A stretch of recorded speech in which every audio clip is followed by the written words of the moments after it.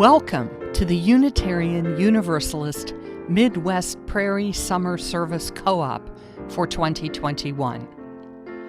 As our congregations begin planning to reopen in-person gatherings this fall after our long pandemic separation, we take this opportunity for a series of virtual visits with some of our neighboring UU churches over the summer weeks. Each Sunday, you are invited to experience inspirational messages from a variety of our ministers, together with music and other elements that make our communities special. We hope that this morning's service will engage your thoughts and lift your spirits, giving you courage to make a difference in the world and helping to strengthen the connections that sustain us all. Hello, good morning. My name is Katie Kingery-Page, and I'm a member of the Unitarian Universalist Fellowship of Manhattan, Kansas. We welcome you today to this service led by our minister, the Reverend Jonalu Johnstone. We welcome you no matter what phase you're in of your own personal reopening. Maybe you are tightly closed like a beautiful lotus bud, or perhaps you're beginning to open and venture forth, or maybe you're in full blossom, but still trying to hold on to the essential change that we know has to come, even as the world tells us that we can return to earlier times. Welcome.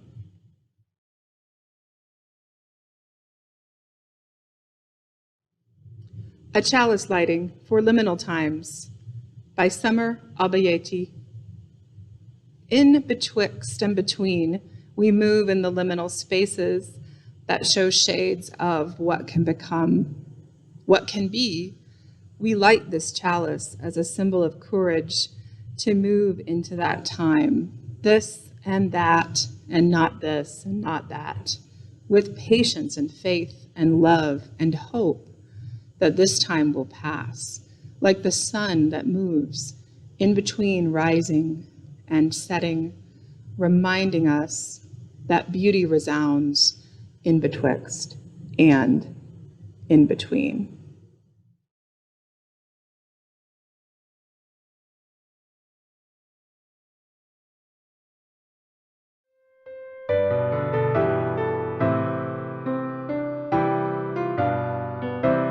When the beauty of the summer gives way to autumn's leaves, or cold winds of the winter strip the colors from the trees, when the bleak December cold strips out life with icy hands, know another spring is coming, and the world will live again. As the evening fades to twilight and the darkness shrouds the plains, the creatures all cease calling, only silence now remains. When the moon is hidden and the darkness closes in, know that soon the dawn will break and the world will live again.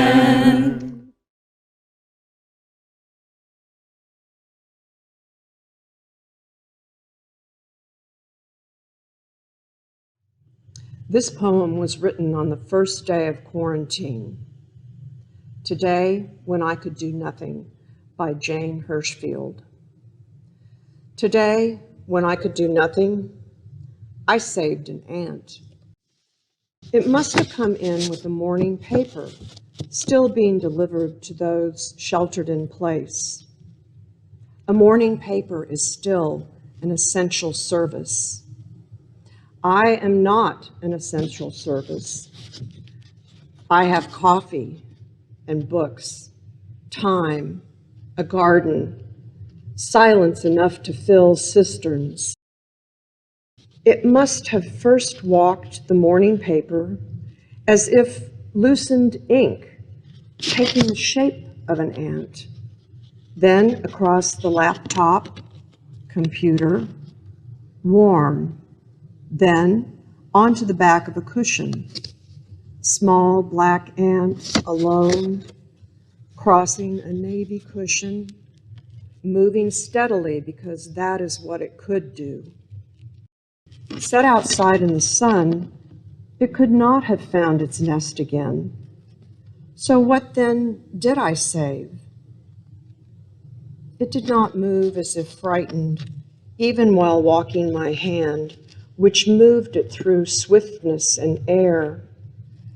Ant alone, without companions, whose ant heart I could not fathom. How is your life? I wanted to ask. I lifted it, took it outside.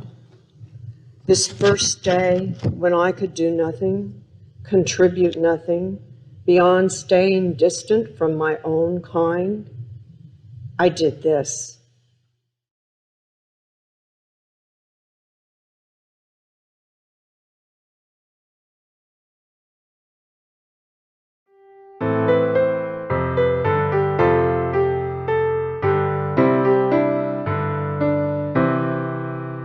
All overgrown by cunning moss, all interspersed with weed, the little cage of Kerbel in quiet hours laid.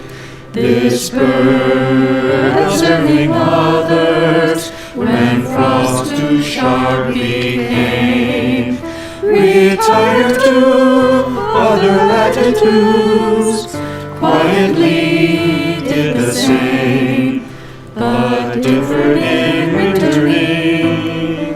Since Yorkshire hills are green, yet not in all the nest I meet can nightingale be seen.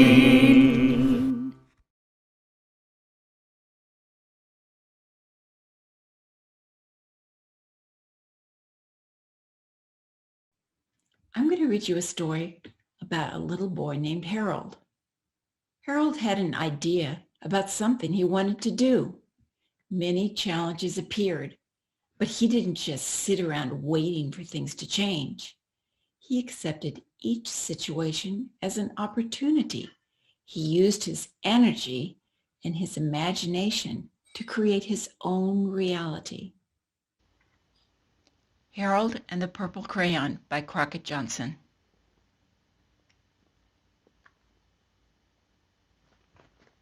One evening, after thinking it over for some time, Harold decided to go for a walk in the moonlight. There wasn't any moon, and Harold needed a moon for a walk in the moonlight.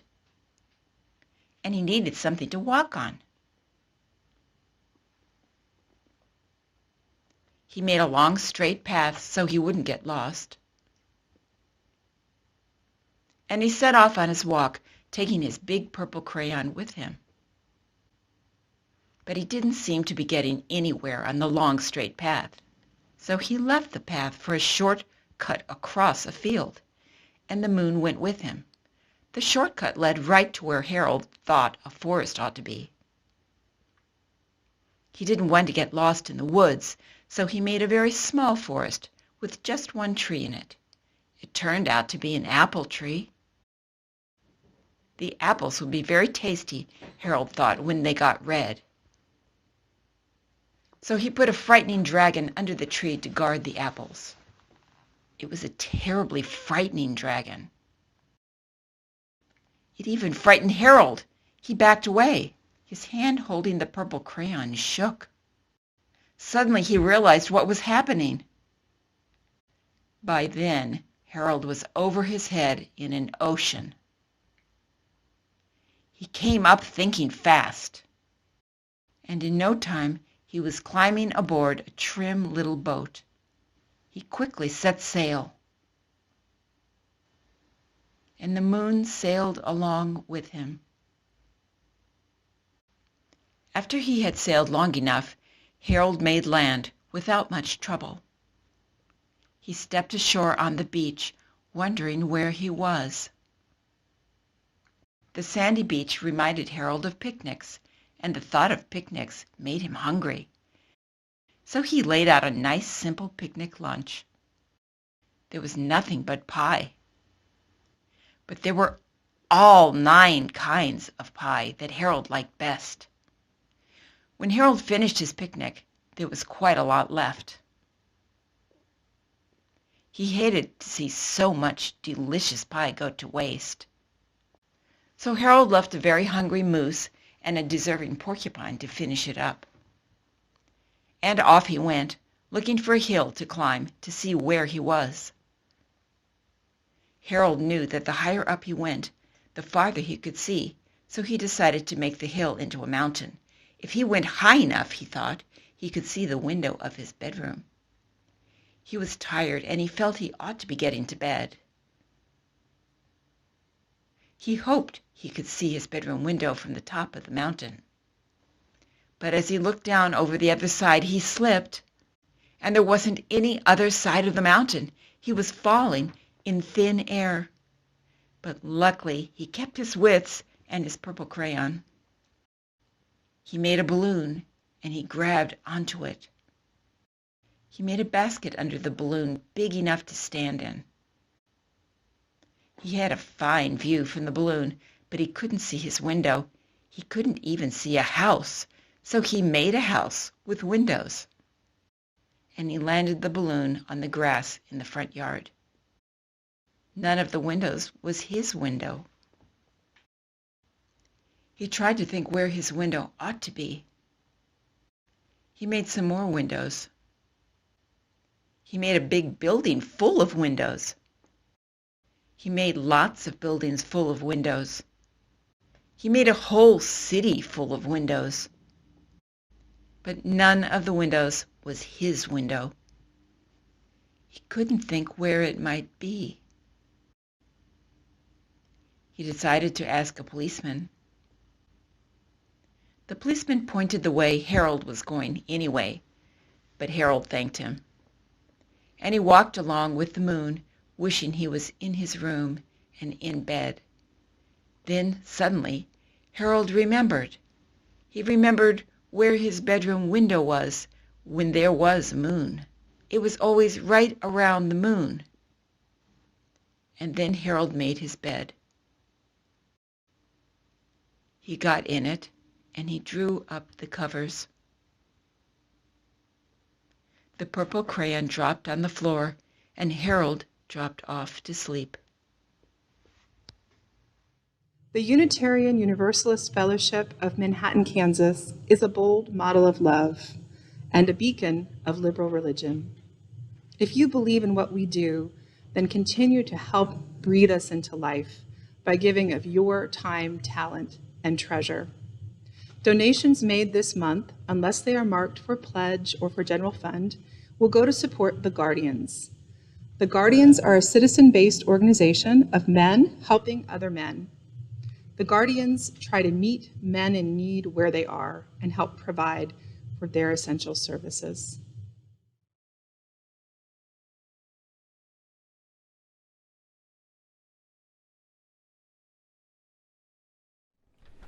Sing,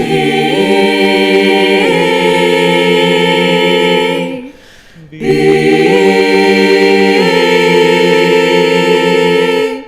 live, sing, this starry hour, the wind it stirs.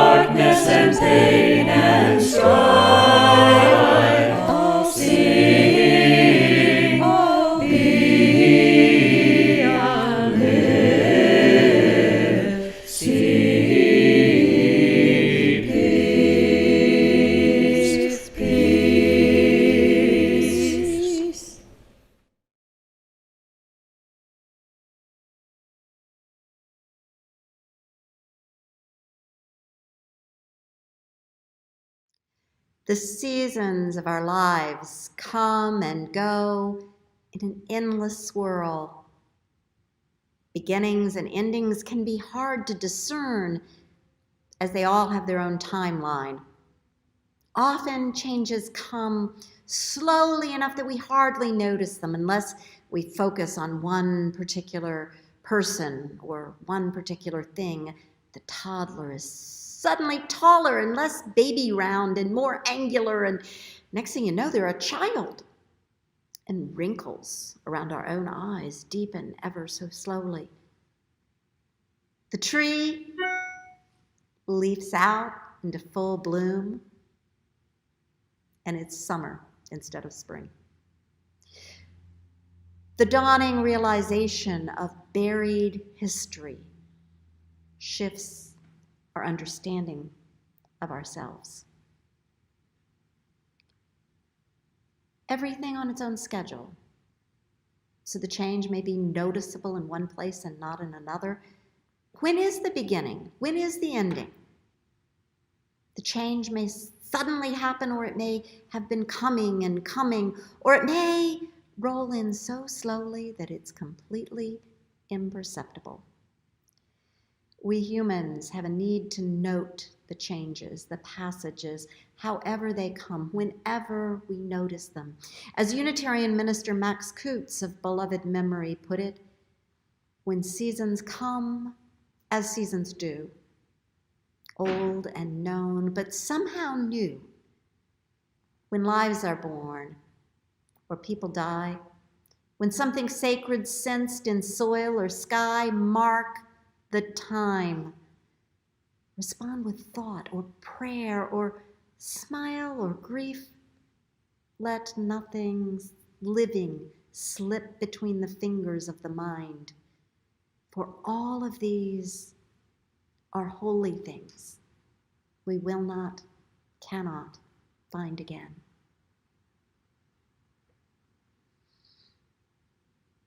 Here's the thing, though. For the past 16 months, we have not been able to mark the time in the same ways we have been used to. Weddings and memorial services, if done at all, were small or virtual, never quite as satisfying as being there. I did one child dedication at this time. We wore masks, and there were only 4 adults gathered around this precious little one. We taped it, of course, and shared with the congregation, but it's not the same as being there. Graduations skipped or diminished. Birthdays slipped by, barely acknowledged. Holidays had passed without hoopla. Seasons have come and gone, and we have been unable to mark them in ways we are used to, with large family or community gatherings, with food and drinks and joy, or with food and drinks and sadness, depending on the occasion. So in the time we have been socially distanced, new things have started and old things have passed away with little attention or acknowledgement. In missing all of this, our losses have piled higher and higher, heaping up, weighing on our hearts, and stirring up grief we don't even know the source of. And many of us have the even deeper burden of deaths of loved ones, whether by COVID or other causes, that have felt more complicated or maybe less real than they might have. Meanwhile, people of color especially have felt acute pain with the George Floyd murder and continued revelations of the ongoing racism that resists eradication in our American culture. So many feelings: sadness, anger, loss, fear, in an endless swirl. Now, though, We are finally poking our heads out of the holes and wandering away from our houses. Is it the end of COVID? No. Is it the beginning of a new time? Maybe. The pandemic's not over. We know that. We still feel the threat of the Delta variant, and who knows what else is coming down the horizon. Yet we are finding life again. We are finding life again. I went to our community's Pride picnic recently, and how great it was to see hundreds of people being joyous together, outdoors, safely. I hugged people I had not seen in more than a year. I marveled at the beauty of a diverse community. I basked in the energy of the time. I had missed this so much. And so had everyone else. I soaked it up. And so did everyone else. This summer series of services is focused on how we open up to the possibilities of what comes next. My colleague, Reverend Oscar Sinclair, reminded us a couple weeks ago that, as another colleague suggested, we have to start with the condition of our soul. As we consider the condition of our souls, as we're honest about what has been going on with us, we recognize that most of us have some needs left over from the last 16 months. As we rediscover or uncover the missing parts of our lives, we are going to all need support and acknowledgement. We're going to need one another. Even those who spent the pandemic differently than most of us, content staying in without a lot of disruption or loss. Even those folks may feel a kind of survivor's guilt or may feel lost at having to return to the messy world. This is complicated and unfamiliar for us all. As Natalie Briscoe, the UUA Southern Region's lead staff person, said, everyone needs more than everyone can give. Now, in normal times, that's not necessarily true. Usually we have the communal capacity to bolster others enough that we can all be satisfied. We may make choices about not supporting one another normally, but we have the capacity.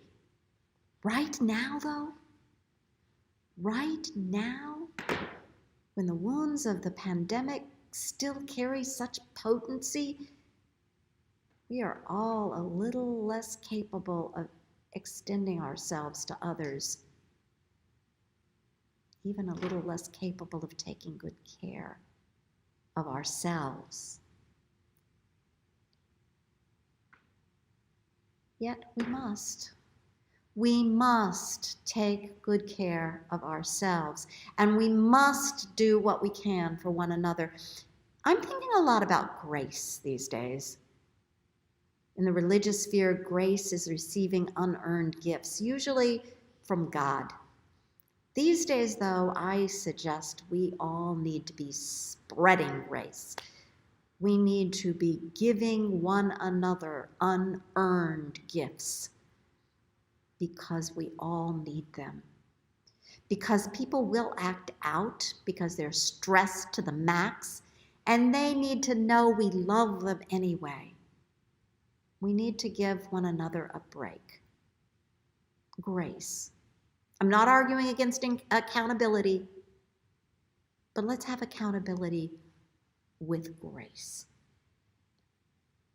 And that's part of how we deal with the loss and move forward. And that's where I'm focusing this morning, not so much on what's coming, but on how we deal with what we have already experienced so that we can move into the future, whatever it may be, whenever it comes, more seamlessly, more enthusiastically, more confidently, more hopefully. I'm talking to all of you out there, wherever you are, but I'm especially talking to the UU Fellowship of Manhattan. Some of you listening this morning know that I'm leaving this congregation after 6 years as their developmental minister to enter retirement. So one of the losses I am aware of is the move that I am making.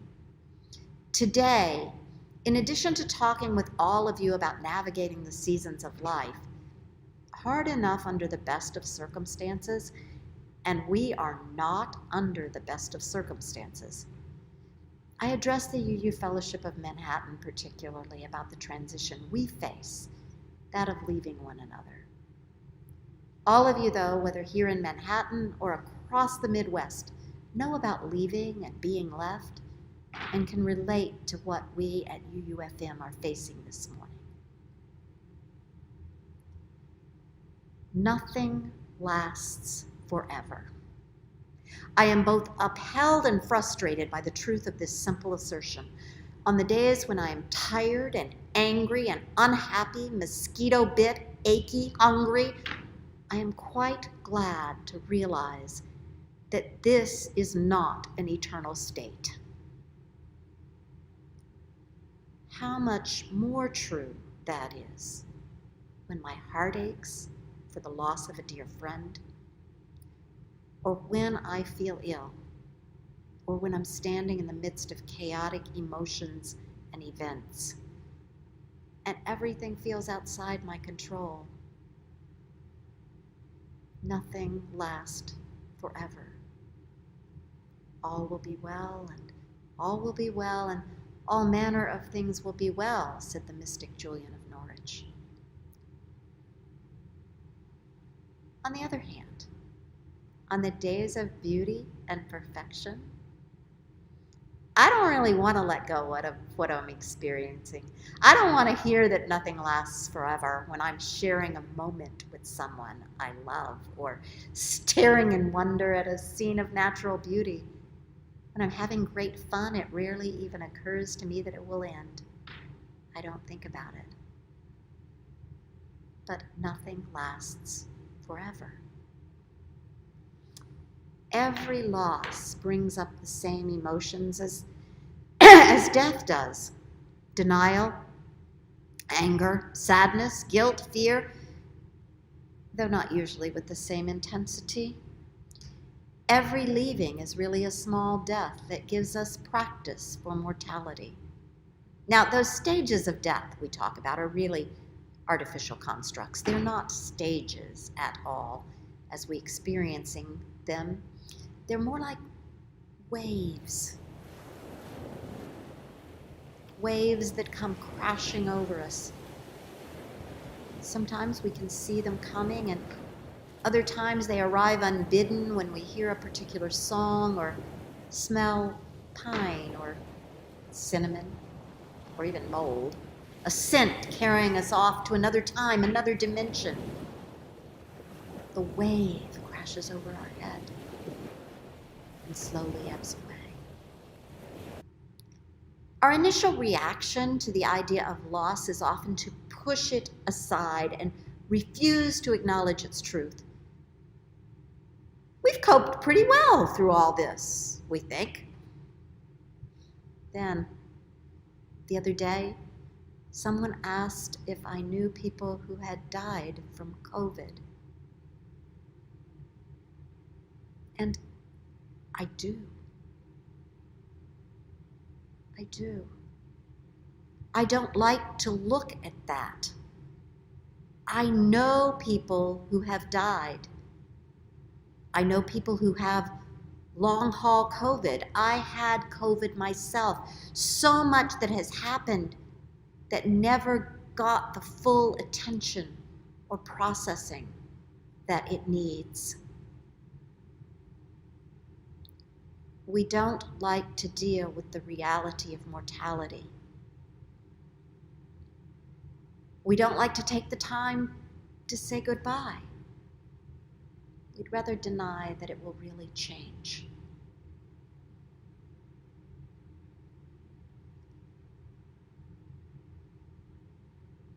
We'll still be friends, we say to a coworker moving on, but it's one thing to work together day in and day out, and quite another to have coffee every once in a while. The relationship has changed, and the truth is probably ended. Certainly, the form of the relationship has ended. But that's hard to face. And in the long run, so much healthier if we have faced it, named it, marked it, celebrated it, grieved it. It's hard that so much happened during this time without full acknowledgement. How do we acknowledge what has gone by and been left behind? We have been immersed in trauma and stress, and we don't want to go back there. We want to go as far away from those feelings and experiences as possible. We want to move forward, reclaim those good feelings I had at Pride. Just ignore all that crappy stuff that's gone by. Pandemic? What pandemic? Let's just forget it. Problem is, that's not so easy for our bodies where we live. Whether we consciously remember it or not, our bodies registered it as stress, and they refuse to let go of it. In 2019, just in time for the pandemic, Emily Nagoski and her sister Amelia Nagoski teamed up to write Burnout, The Secret to Unlocking the Stress Cycle. The truth is that much of what they have to say is not a secret. There's plenty of research to back it up, and so much is things we know. They are just for some strange reason hard for us to do. For example, the single best way to complete the stress cycle, that is to tell our bodies they can quit acting like they need to run away from a tiger or a pandemic. Physical activity. Run, dance, walk, sweat, move. Other stuff that works? A good long hug. At least 20 seconds that can tell your body, you are all right. You are safe. You can quit stressing. A couple of other things work well to complete or break the stress cycle. Creative expression. Let yourself paint or sing or sculpt. Let something new come into being out of your own hands. Laughing hard for a while also tells the body to chill, or for that matter, crying hard for a while. And to really get stronger, rest. Sleep, yes, that's part of it. But rest is more than sleep. Rest is recuperating with conversation, or exercise, or lounging. Meditation is good too. And it also helps to find meaning in something larger than ourselves. That's what religion is about, right? Connecting with a community larger than ourselves, connecting with the universe through nature, through prayer, connecting with God, the divine, the holy, knowing that the world and what matters is bigger than we are, bigger than we can even imagine. Such a connection allows us to let go and know that we are not in control, that we can relax into trust that all will be well.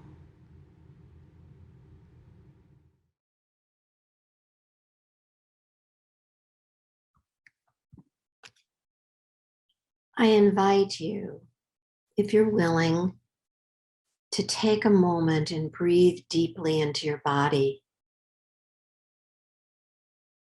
If you'll trust me, I'd like to take you on a tour of the beginnings and endings of your pandemic time and help you to release your body from the stressors that came along.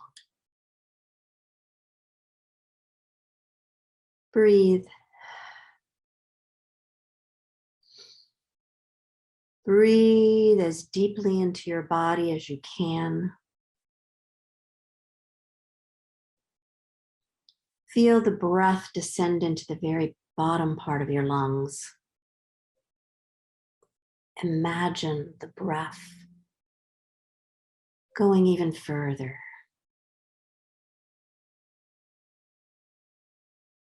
into your legs,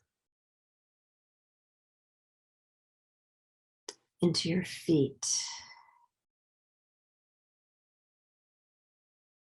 Breathe.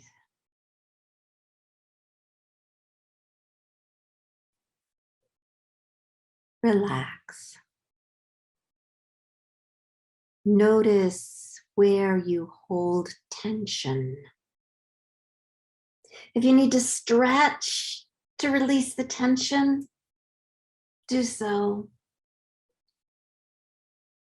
Let your body be heavy against its chair or wherever you are seated. Rest. Rest makes our bodies stronger.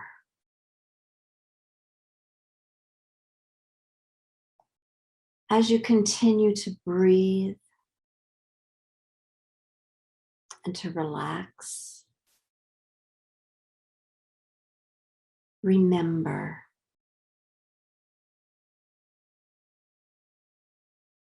what comes to mind when you think of the beginnings you have experienced during pandemic times.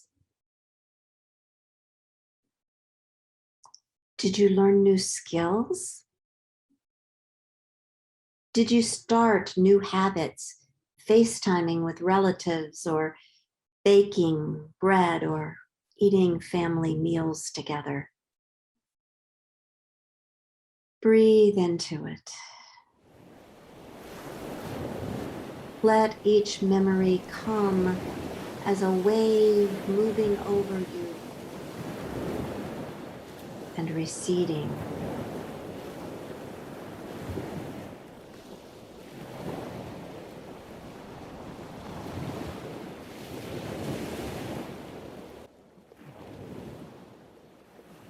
What comes to mind when you think of endings you have experienced in this time?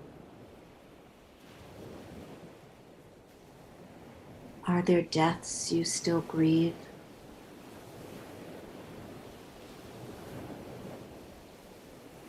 Are there changes, moves, graduations? Did you lose contact with friends or miss relatives? Let each memory come as a wave moving over you and receding.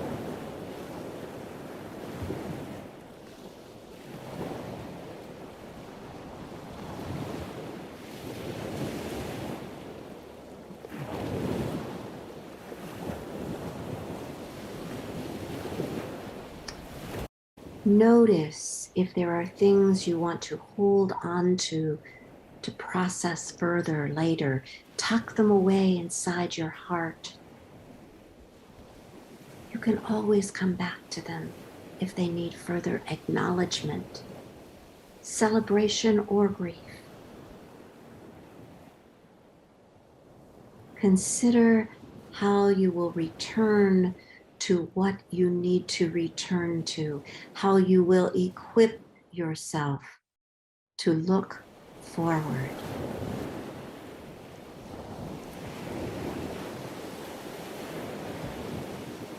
And leave it there as one final wave washes over you and ebbs away.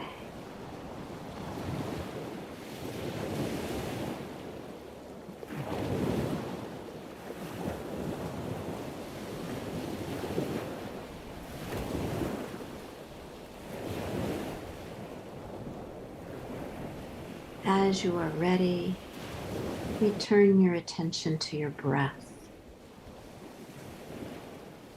Notice the place where you're sitting now. Notice the room you are in and the screen in front of you.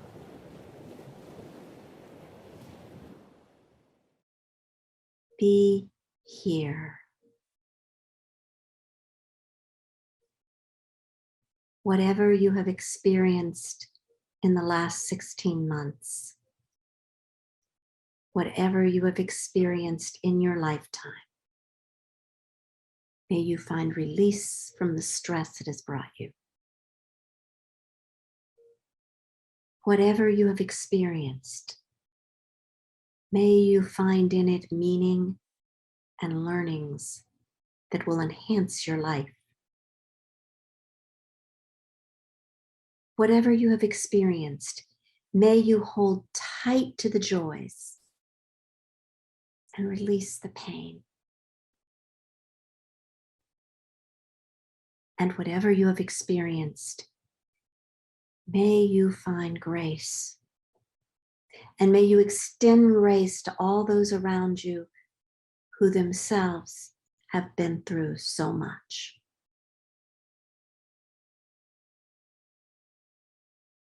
Nothing lasts forever.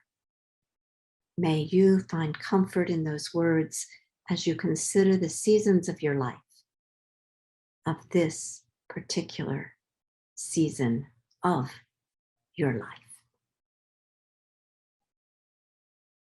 So may it be. Amen, and blessed be.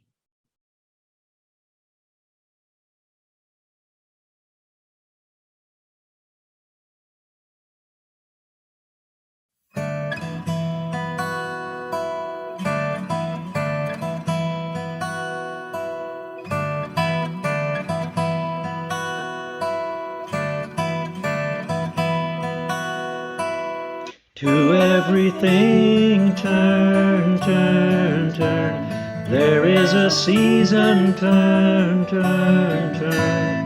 And a time to every purpose under heaven. A time to be born, a time to die, a time to plant, a time to reap, a time to kill, a time to heal, a time to laugh, a time to weep. To everything turn, turn, turn. There is a season, turn, turn, turn. And a time to every purpose under heaven. A time to build up, a time to break down, a time to dance, a time to mourn, a time to cast away stones, a time to gather stones together.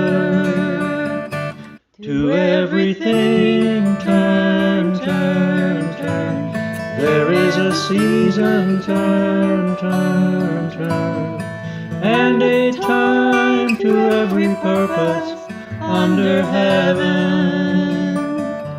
A time of love, a time of hate, a time of war, a time of peace, a time you may embrace, a time to refrain from embracing.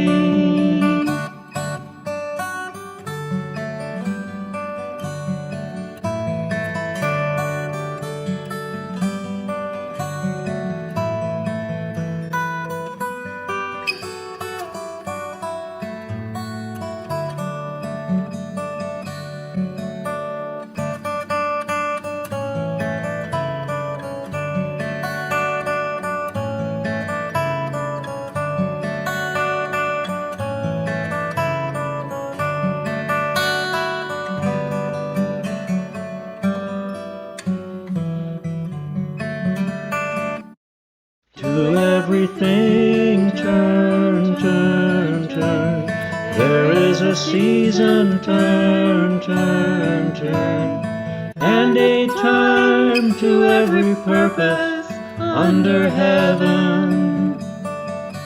A time to gain, a time to lose, a time to stay, a a time to leave, a time to hold on, a time to let go, a time for friendship, a time for remembering.